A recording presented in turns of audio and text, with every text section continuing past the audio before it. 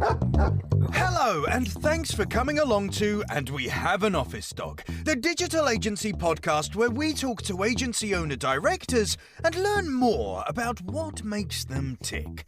From the things that make them similar to the things they'd rather have known sooner, where they've had success and where they've learned some hard lessons. All will be revealed with your host, Chris Simmons, the Agency Accelerator, and he'll be talking to a different awesome agency person in each episode, asking them 4 questions and seeing where the conversation takes us over the next 25 minutes. Okay, so let us begin. Over to you, Chris. Thanks, voiceover guy. I'm really pleased to be having James from PSP Compass on the line today. How are you doing, James? I'm doing well. It's a pleasure to be on here. I really appreciate the invite. Well, welcome. It's your morning, my evening. We're doing this from sunny, well, not cloudy London and Denver, Colorado. Denver, Colorado, and it's pretty sunny today. Oddly enough, this year it's been very rainy, almost like it's first monsoon season. Oh, right. Well, let's not get into global warming conversations when we could be talking about agencies. Right. So James, give me a little bit of a rundown. What is it you guys do? What do you do in the agency? How long have you been going? Just in case, you never know, there might be a potential client listening. Yeah, absolutely. So I am one of the co-founders and chief operations officer for PSP Compass Solutions. It's typically coined now as just PSP Compass because 3 syllables is too much for everybody. So what we do is we're a full service agency, but we specialize in consulting and educating business owners on the most effective, most efficient way to market their business, depending where they're at, their go-to-market strategy. Kind of, we take their product, their service, what they've done so far, how long they've been around, put that all together, and we help the business owner understand the best way to move forward from there, most efficiently too, because you don't want to throw everything all at once without knowing where your money's going. So how long have you guys been running? We've been running for about a little over 5 years this past March. Okay, so you had a couple of good years, massive pandemic, couple of good years. Exactly. We started right before the pandemic, and I remember me and my business partner, we were a little scared when the pandemic came on, and we actually had the opposite effect. Everybody was trying to get their website up and running, trying to optimize it, trying to start new businesses and everything. Yeah. So, and then, that went well. And then we kind of felt we started the whole roller coaster thing with all the recession talk and everybody spending money at some point, taking away money. It was interesting. And what's your typical kind of client makeup? Is it like SMEs? What kind of businesses are they? Yeah, so we started with SMB, small businesses. We were specific in the niche of like med spas, medical field. But throughout the last couple of years, just because our name's getting known, how we operate, how we do business, the whole education part where we spend a lot of time consulting with clients, we've kind of expanded in a bunch of different niches. And then now we're going more into medium-sized businesses. We still work with, SMBs, SMEs type thing. Just in terms of the longevity, the recurring revenue, being able to expand and grow, the medium-sized businesses, they tend to not make quick emotional decisions just because they have the budget, which we have realized, unfortunately, does affect us. So we have to limit the amount of small businesses we have at any given time or every quarter. Yeah, it's that kind of like balancing the risk versus what you can actually achieve. With the smaller businesses, the needle moves a lot quicker, but also there's a lot more risk. There's a lot more risk. It's interesting. Yeah, exactly. If it weren't interesting, I don't think any of us would be doing this industry. It's one of the few industries where everything changes on a tiny little moment. AI pops up and everyone loses their heads. A couple of years ago, it was something else, but everyone's forgotten about it now. So if it wasn't interesting, I think we'd all give up. I agree. I think I was trying to explain what I do to my parents, and I was just telling my mom, it's just one of those things where every week there's something different. So it's always a new challenge. You thought you knew it, but you're spending another 10, 20 hours researching what in the world is this and how is it going to affect me? Yeah, exactly. Hey, voiceover guy here. Me again. Looking to accelerate the growth of your agency? Well, check out omg.center/info. Oh, sorry, Chris. Bloody hell, you pay this guy once and he keeps coming back. So if you could go back in time just before you started, is it one co-founder or are there more of you? Just two co-founders, me and a business partner. So if the both of you went back in time and you were sitting down together, you popped into the room and saw your younger selves, is there one piece of advice you might give yourselves just before you started off? Ooh, I appreciate the dynamic of meeting my business partner because I think that answer would be different for both of us. Oh, okay. I think for me though, I'm more analytical, more Mhm. I look in the details of everything. I would tell my younger self not to stress out too so easily. The ups and downs after I got used to it, the constant stress of there's always a fire to put out. You're never going to have your to-do list 100% done. And if you did, something's wrong Then you should because there's definitely always worry. something to Yeah, do. So I probably would tell myself to kind of relax a little bit, take it one day Mhm. at a time, learn the balance of, put effort and of course care about what you're doing, take responsibility with it, but also, take some time to take a break. Yeah, Let's yeah. let things go. And I think the early days of running an agency, it is very much a cash flow game. Yeah. It does die very quick if you don't get the cash flow going. And looking at numbers is great, but making the numbers happen is greater. Panicking usually causes terrible things. I often say that running an agency is like going on a roller coaster, except you get champagne on the way up and punches in the face on the way down. And the game is the game is to not avoid the punches in the face because you're on rails. It's going to happen. It's Yeah. just be ready for them and have plenty of champagne in you on the way. I agree. That's a good one. I might take that one.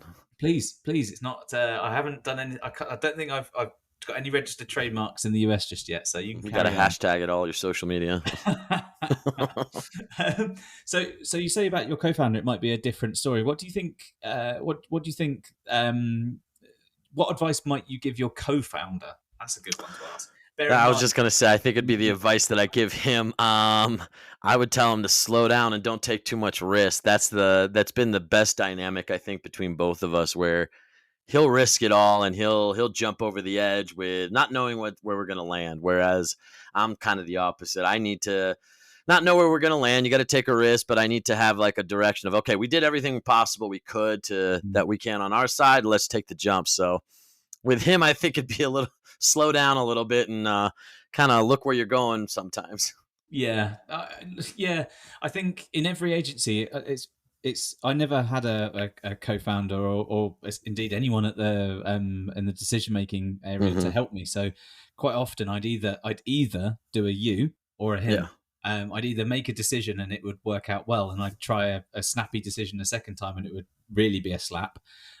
Or I'd agonize over something for so long that it stopped being important, and something else came and took it away.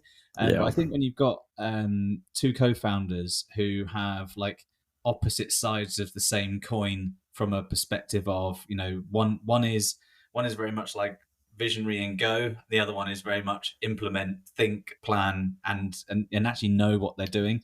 You'd still jump off the ledge if you just as long as you knew where the plan was to land and how far the drop was and things like that, and then that would mean that everyone was safe.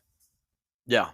No, I agree. It's interesting kind of what you said. I'd never experienced, I guess, doing it on my own except with some other stuff that I've done. So that'd be interesting to think if I had to play both sides. Yeah. Well, without the business partner. Yeah, just imagine all the decisions and all the types of things that he thinks about, all the types of things that he does.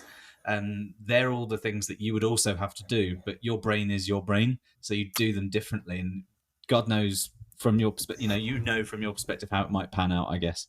Thinking about it makes me feel crazy. Do you ever feel crazy doing both sides of that? Yeah, you never know what hat you're wearing at any given point in time. It's very schizophrenic. Nice.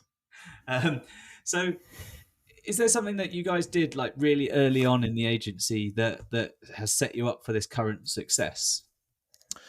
Yeah, so both me and him worked for different agencies beforehand.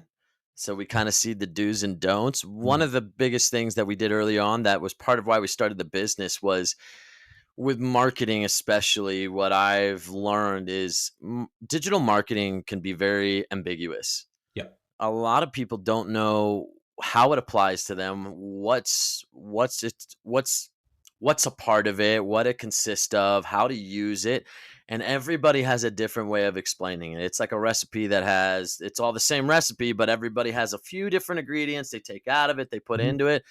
And it makes it, I can understand for business owners could be a bit ambiguous of like a very kind of, they tend to be very slow to act because it's like, wait a minute, why isn't it all the same across the board? So Mm. one of the main things that we wanted to focus on was focusing on people. It's where our name came from. PSP stands for People, Service, Profit. And one of those things was understanding the people we're working with, the business owner, the executive. What is their vision? What do they want? What are they envisioning? What's their goals in the company? And then how do we best offer our expertise Mm. in terms of here are the parameters, but also help them understand and help them get to their goal, help them get to their vision. That is the biggest, I think, part where I've seen a lot of people either give up trying to understand and bridge that gap, or they just have no idea how to talk and ask the right Mm. questions to the people they're in front of to really understand where they're coming from. And that's Yeah. something that we started early on because we had worked in marketing before and we saw it was not well done. And the companies we had, they did great work, but it wasn't valued, and it wasn't even the clients didn't keep them on long because we couldn't understand what they wanted and what they were trying to go after. Well, this is the thing, and quite a lot of agencies get this wrong. And it's that you're delivering something that's invisible, and that Hmm. invisible thing Yeah. is relatively intangible as well. It's Yeah. not like the invisible thing is just a website, because that's sort of a product. You're delivering a service with numbers that someone needs to understand, but for the money right now. So like you say, if you understand the value, the vision, the purpose of the other business, you can make almost everything you communicate to them or everything you do for them tangible to the thing that they know to be true. And I've had a look over your website, and I can see that that does come through when you're speaking to me now. So it's good to hear that it's not just words on a page, which is great. A lot of agencies do try really hard to essentially productize a service, which is, I Yeah. think, where it kind of goes wrong. If you add in we know where you want to be, everything we speak about will be aligned to that. You'll get it, we'll get it, and everyone will be happy. Right. Yeah, I agree. I'm not gonna lie, when we first started our agency, um, as you say, productizing kind of what we were giving out was something that we were trying to do, and then we realized over the couple years talking to clients, dealing with them, they were more happier when we just focused on the consulting part, the communication, the always talking with them, always explaining, always encouraging them to ask questions of Mm. how does what we do add value to their business overall.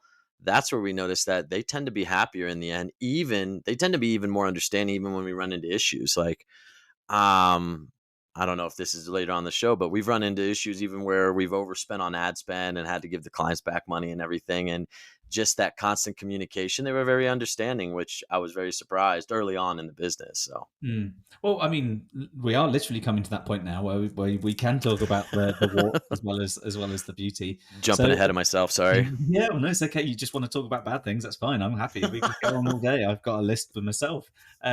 So in the last 5 years or so, like you say, it's not been all ups. There's been some downs. There's been some problems and things like that. But in reality, you're still here, so it must be going well.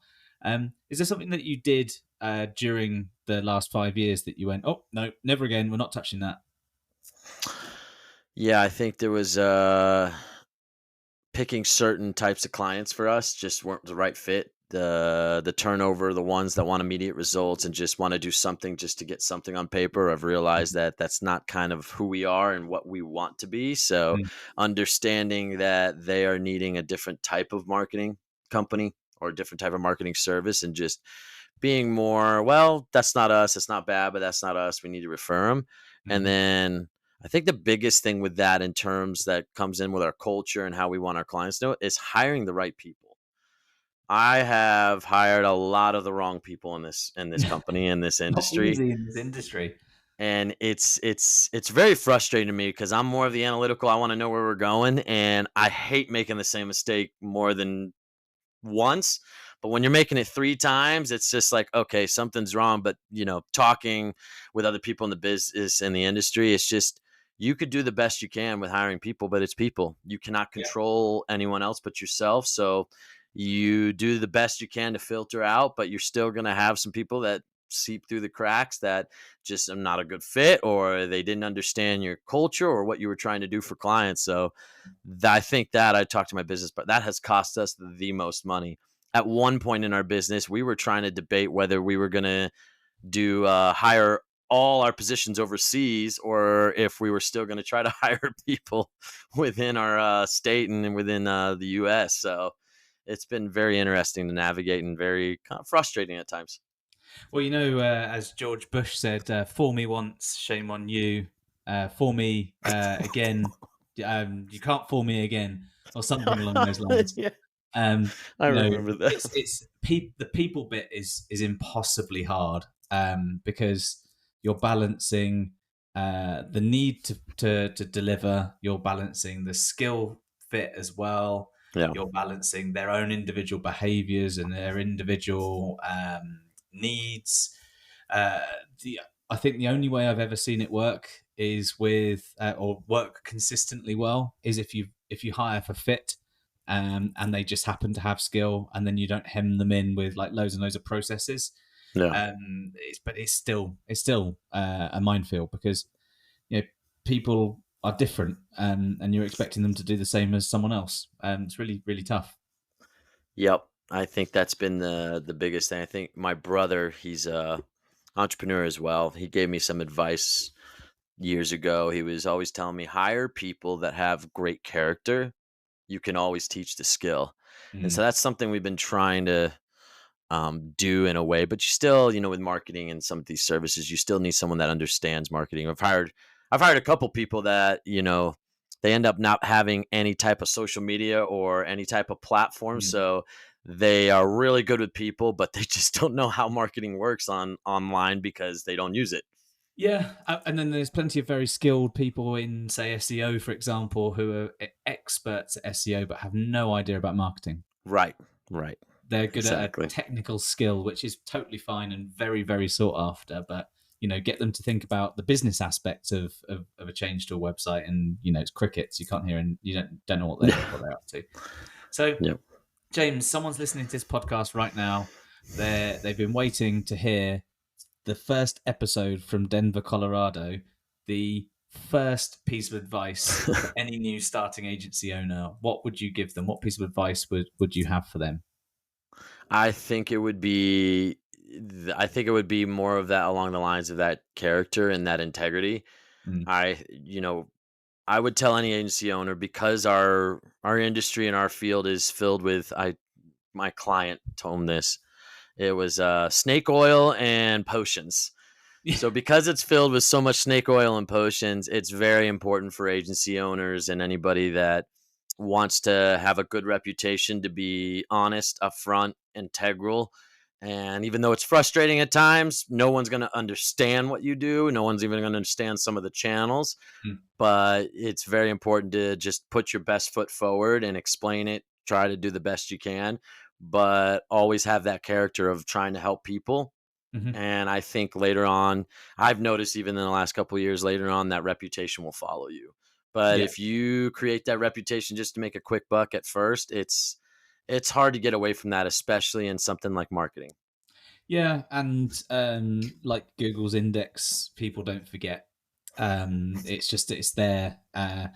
The industry is massive. The number of businesses in the world are massive, but it doesn't take a huge amount for you to be remembered for the wrong thing. Right. And there's plenty to go around, but you don't have to take it all just because it's there. Yep, that's I try to tell other people. I have some friends that are marketing. I'm like, hey, I'm not trying to compete with you. There's plenty of businesses that need marketing. Exactly, and the thing is as well, if you turn down a lead that isn't a fit for you, it might be a fit for someone that you know. You'll do them a Exactly. good turn. Everyone will win. There's a I my wife's I can feel her like grimacing when I say this. I like to say like a rising tide raises all ships. Mm-hmm. In that you don't have to. Yes, you're in competition. Yes, money's at stake, but the Sure. reality is you can treat people well and you can do a good job and everyone will win in a different way. I agree 100% on that. I love that. James, it's been wonderful having you on the podcast today. Thank you so much. Thanks, Chris. I really appreciate being on here. It's been great. And in the next episode, we'll be speaking with another agency leader to hear their story and the lessons they've learned along the way. In the meantime, thanks very much for listening.